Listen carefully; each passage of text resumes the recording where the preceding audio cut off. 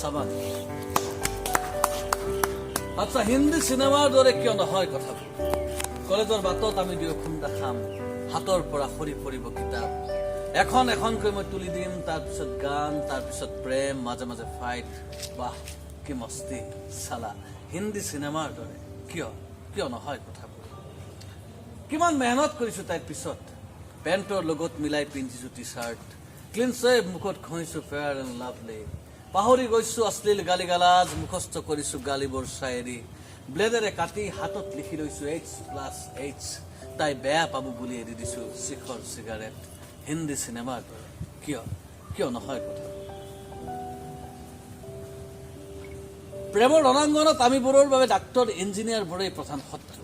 মা কচম এজনীকো চাব নোৱাৰে, চব্বু আই এম এংগেজ, আবে টেলিফোন নাম্বাৰ নেকি, ধৰি দেৰ বাদ ডায়েল কৰিলে পাই যাম।